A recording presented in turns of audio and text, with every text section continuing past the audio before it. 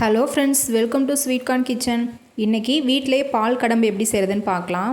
நான் வந்து 1/2 litre milk எடுத்திருக்கேன். தண்ணி சேர்க்காமல் நல்லா கெட்டியான பாலாக எடுத்துக்கோங்க. இதை எப்பயும் போல் நல்லா பாயில் பண்ணிக்கலாம்.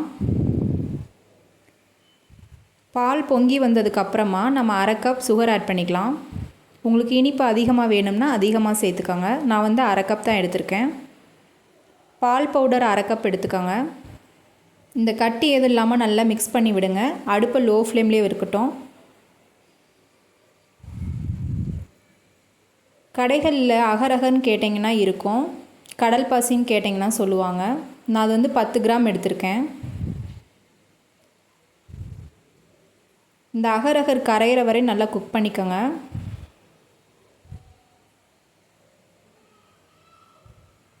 நல்லா மிக்ஸ் பண்ணி விடுங்க, கட்டிகள் எதுவும் இல்லாமல். இது ரொம்ப நேரம் குக்காக தேவையில்லை, இந்த கடல் பாசி கரைஞ்சா போதும்.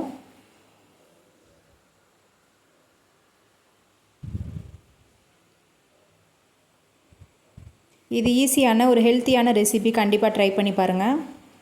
இதை இன்னொரு பவுலுக்கு நம்ம ட்ரான்ஸ்ஃபர் பண்ணிக்கலாம். இன்னொரு பவுலில் ஆயில் தடவிட்டு அதுக்கப்புறமா ட்ரான்ஸ்ஃபர் பண்ணுங்கள். அப்போ தான் நம்ம செட்டானதை எடுக்கிறப்ப கொட்டாமல் வரும். இது 3 மணி நேரம் ரெஃப்ரிஜரேட் பண்ணி எடுத்து வச்சுக்கோங்க. பாருங்கள் ஃப்ரெண்ட்ஸ், அவ்வளோதான், செட் ஆயிடுச்சு. அவ்வளோ அழகாக வந்திருக்கு பால் கடம்பு. அப்படியே சீம்பால் டேஸ்ட்லேயே இருக்கும், ட்ரை பண்ணி பாருங்கள்.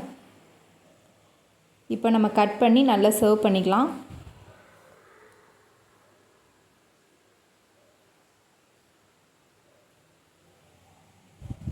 இந்த சேனல் பிடிச்சிருந்துச்சுன்னா மறக்காமல் லைக் பண்ணுங்கள், ஷேர் பண்ணுங்கள், சப்ஸ்கிரைப் பண்ணிக்கோங்க. தேங்க்யூ.